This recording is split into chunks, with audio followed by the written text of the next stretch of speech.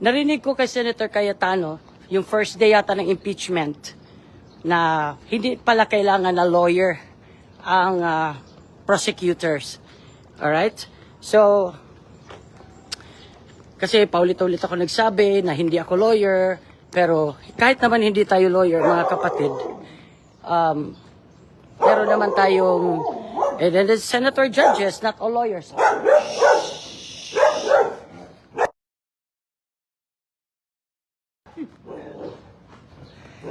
Mga senator judges are not lawyers lahat, no?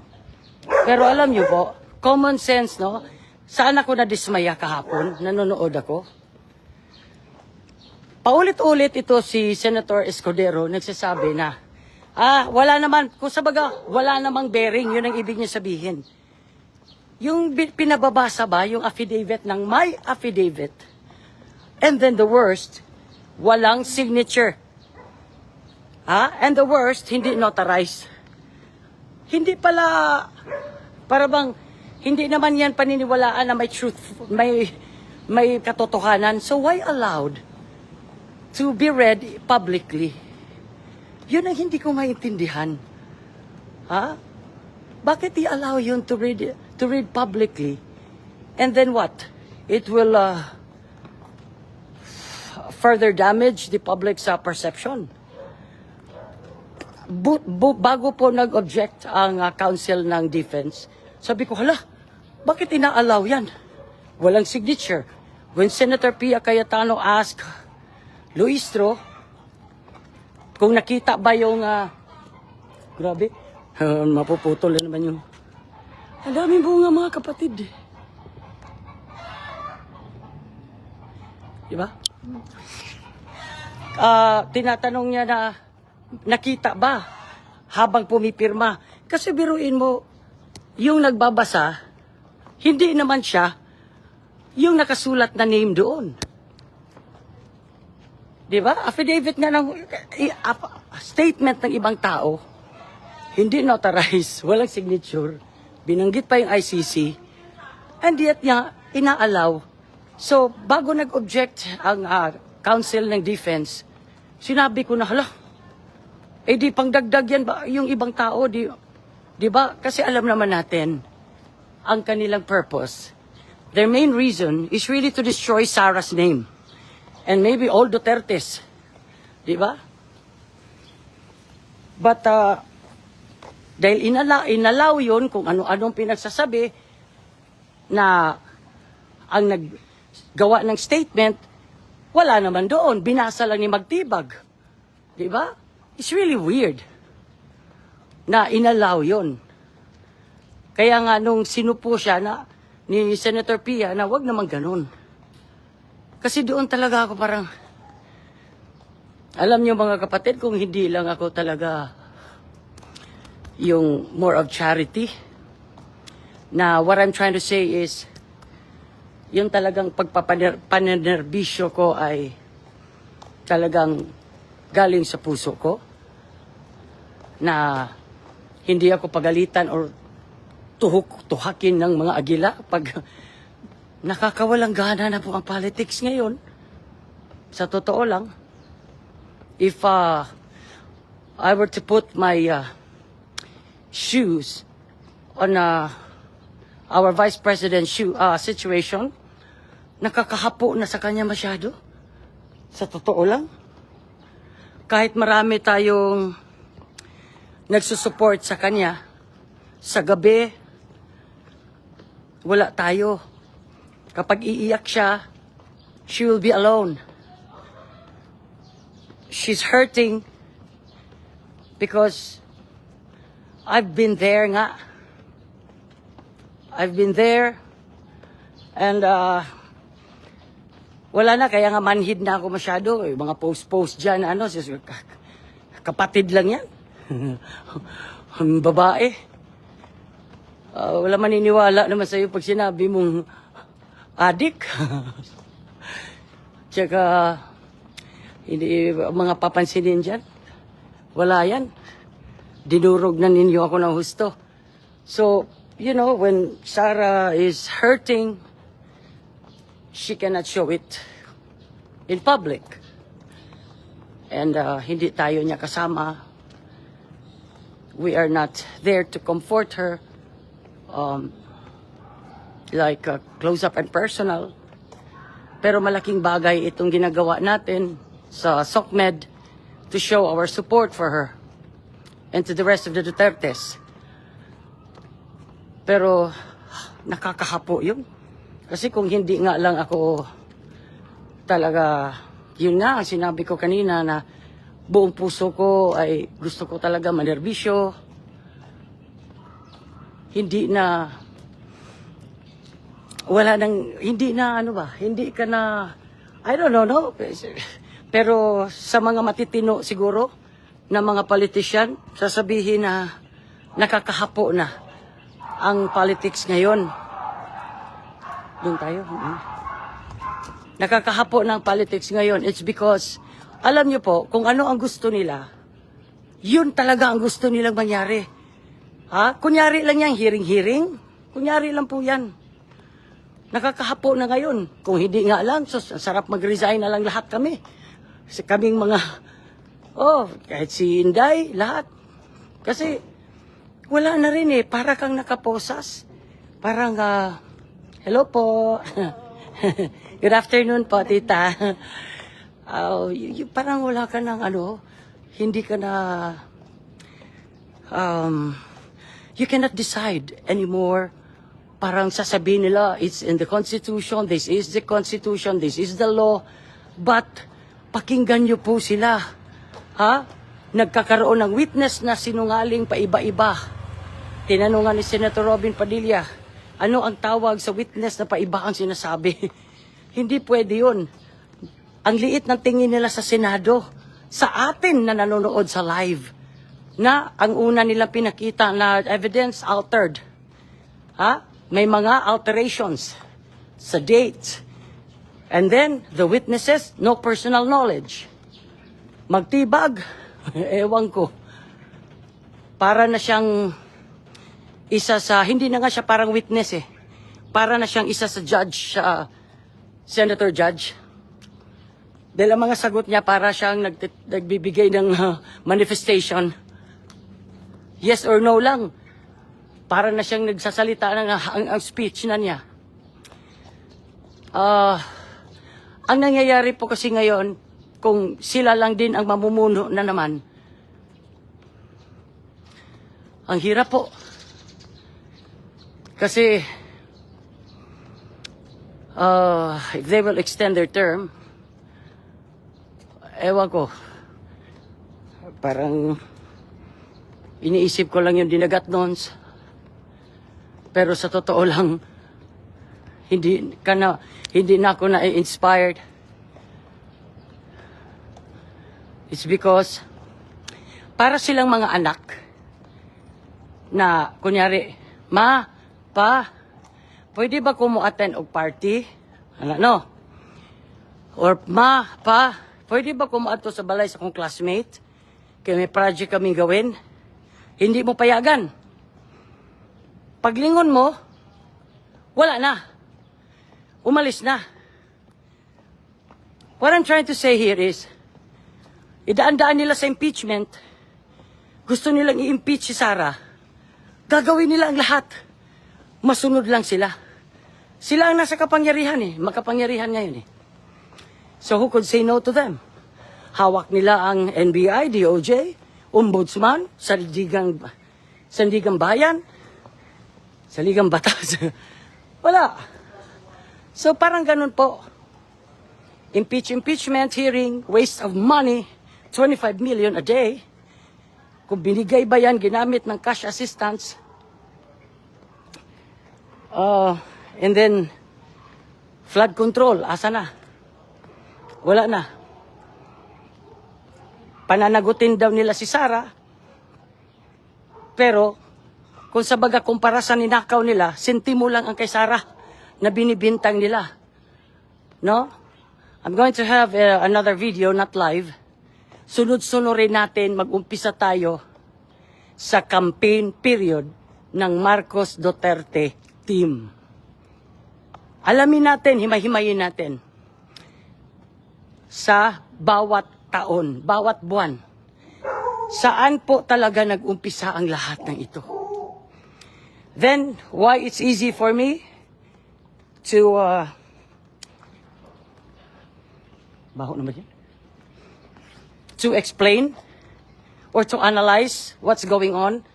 It's because it happened to me nga. It happened to me.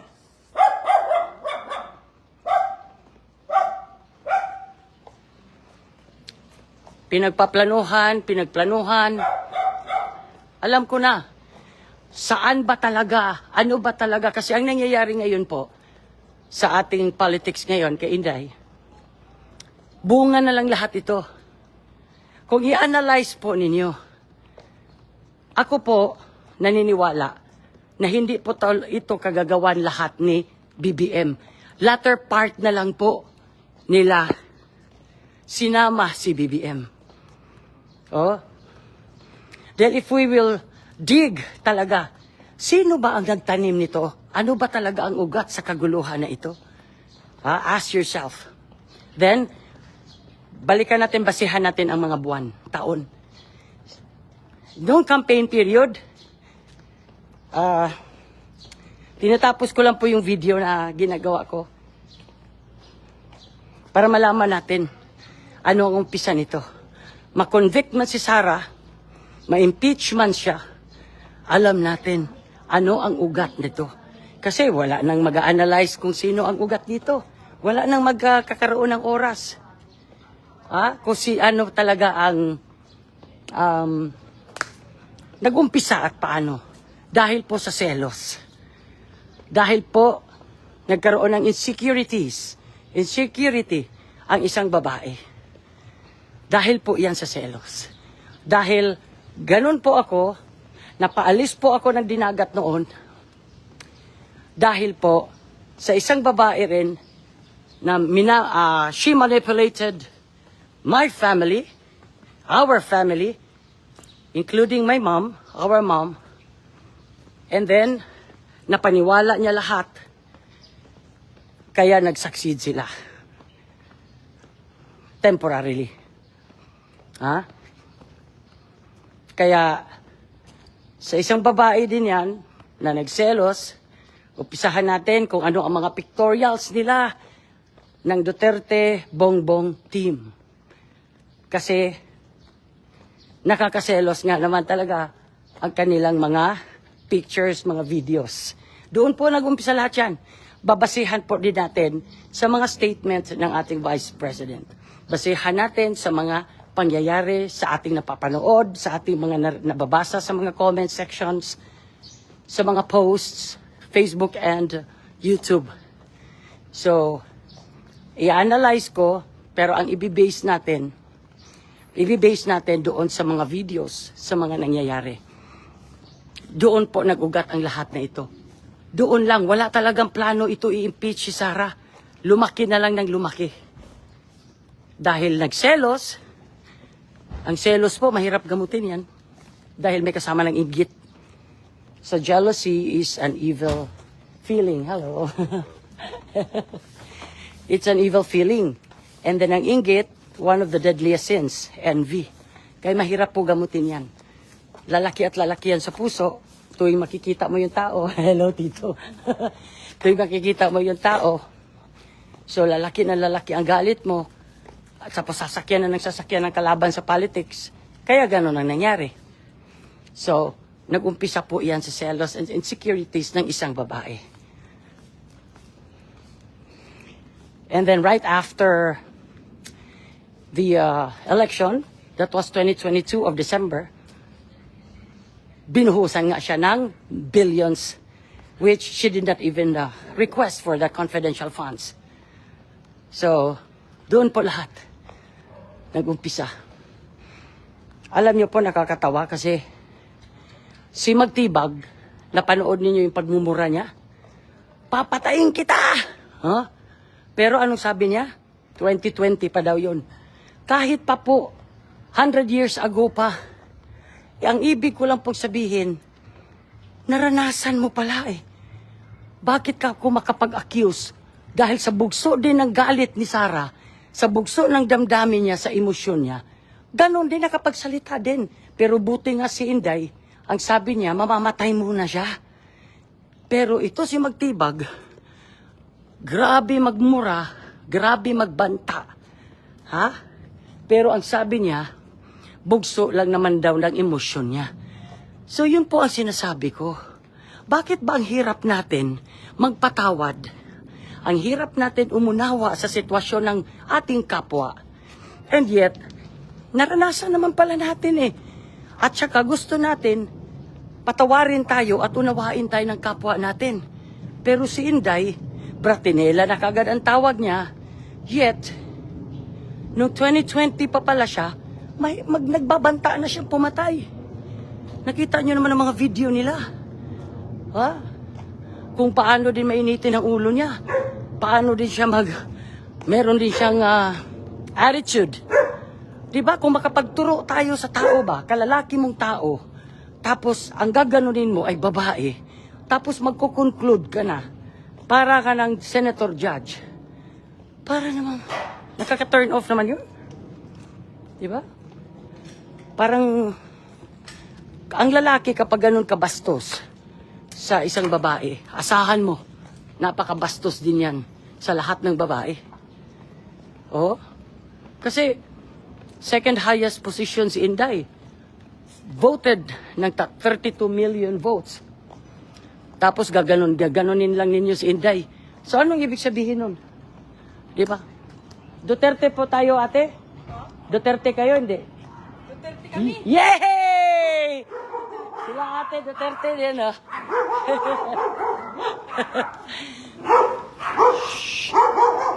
Ingay na tuloy.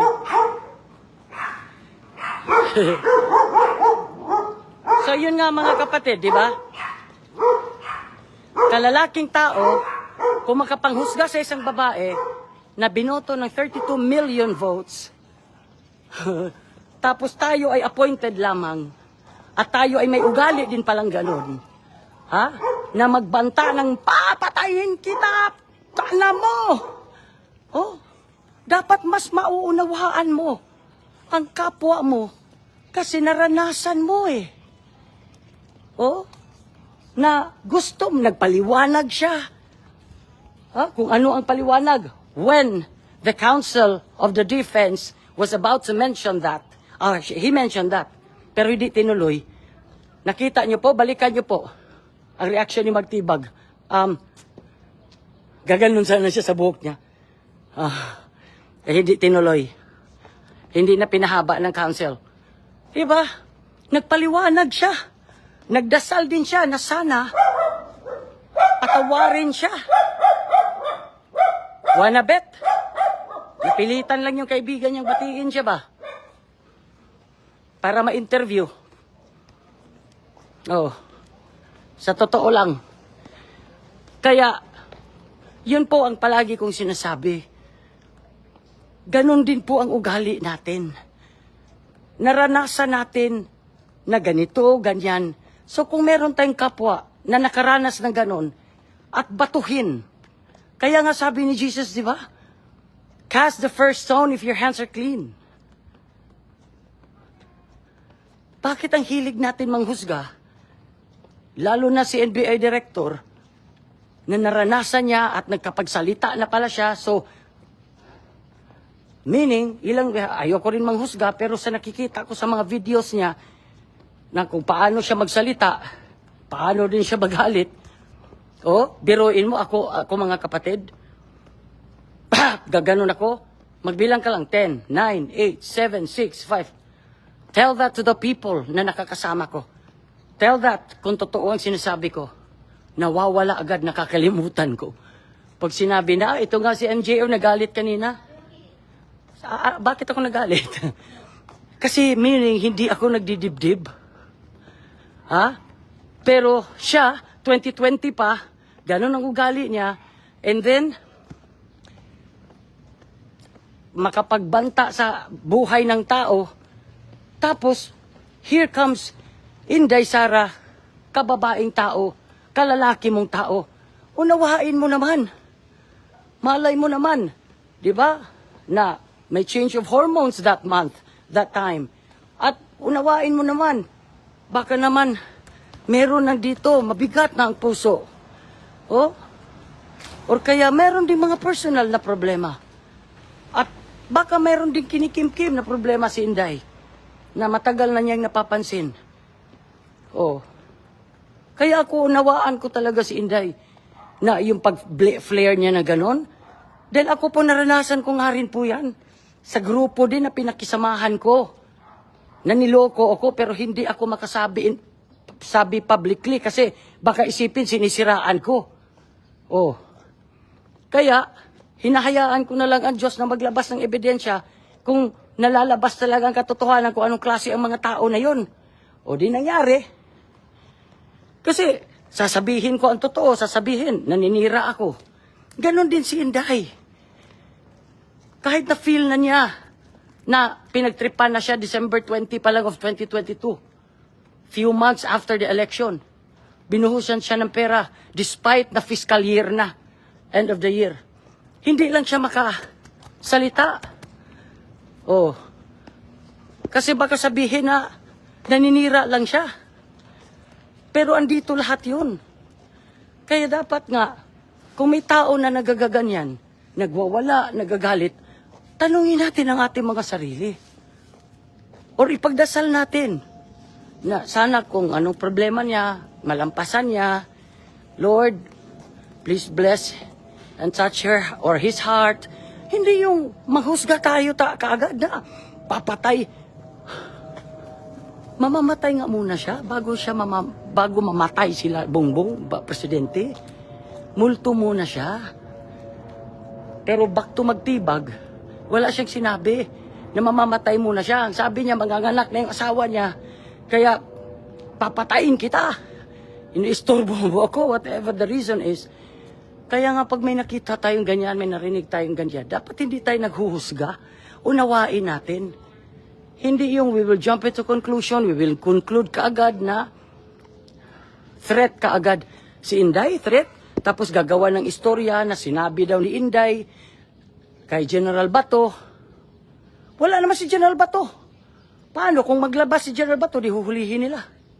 Ginamit naman nila si General Bato na nagsabi daw si Inday na lahat ng pusher, ikidnap na lang, tapos itapo na lang doon sa quarry, ilibing.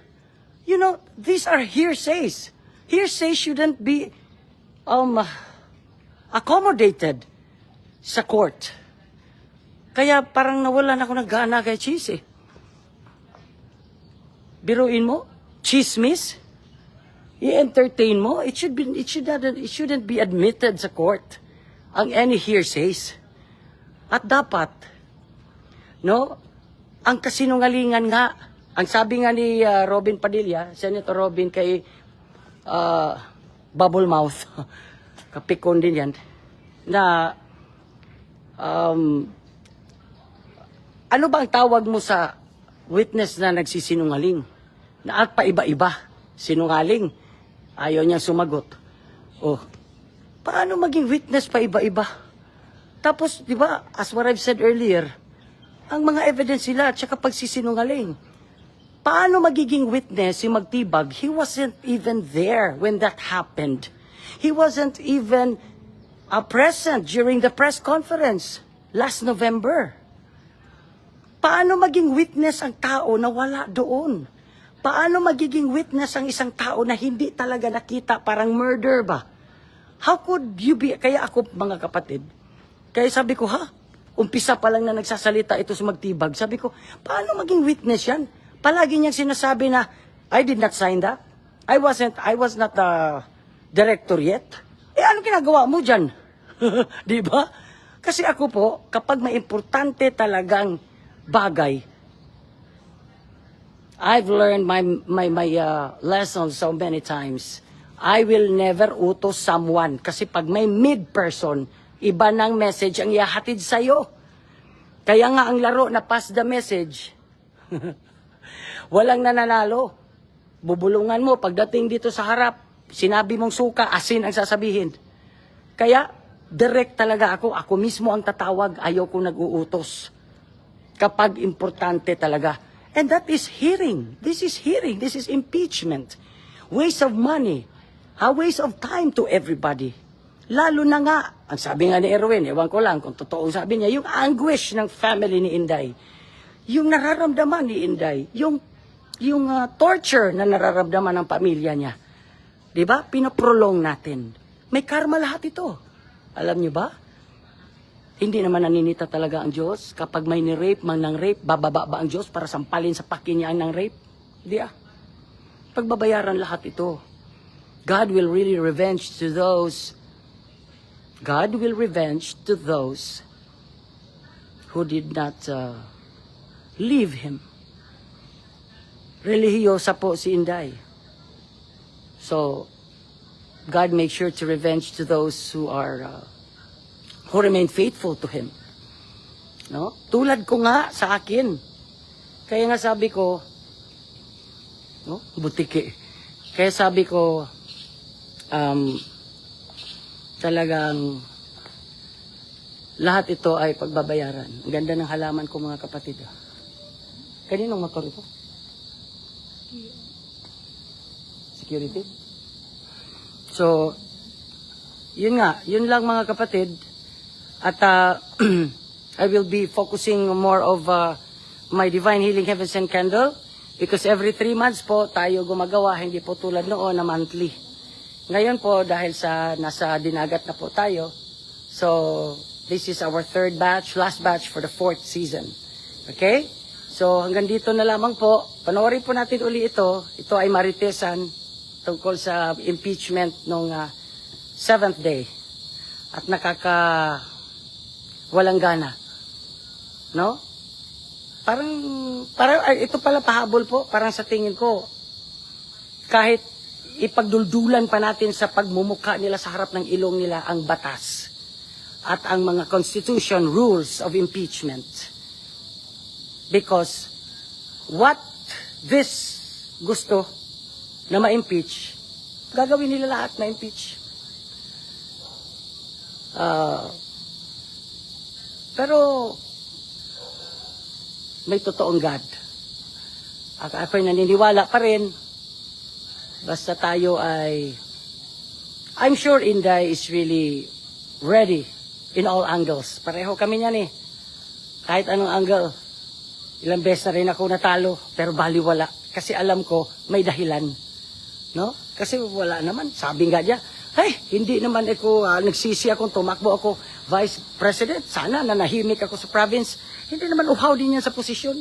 Tayo lang na nagmamahal sa kanya ang iniisip niya. Tulad ko, magnegosyo na lang ako. Nakapagbahay nga ako nang hindi galing sa politics. Di ba? Namumulubi nga ako sa politics. Kung hindi ko lang talaga mahal ang dinagat noons, kung hindi lang ako tuhako ng agila, ayaw ko na. Pero tulad din ni Inday, na tayo lang din ang iniisip niya. Dahil she was given which is a choice. If she will resign or what. Panagutan niya. Pero at least, resign siya. Pero, hindi naman yan magpupush ang mga yan. Pag mag-resign na siya. Pag hindi na siya tatakbo, dahil yun lang naman ang purpose nila hindi na maistorbo si Inday. Kaya lang tayo lang ang iniisip niya. Dahil ang 32 votes, 32 million daw. Kaya nga, inauunawaan ko talaga ang bawat tao, lalo na si Inday. Kaya nga ako nag-OFW right after ko graduate, kasi sabi ng tatay ko, para maunawaan ko daw ang nararamdaman ng mahihirap. Kaya nga ako magkakaroon ng sayad kapag may inaapi. Kaya iniisip ko rin, ang hustisya doon sa Dinagat Islands, yung mga walang boses, wala namang makakapagbigay niyan or makakapagbigay ng oras kundi ako lang.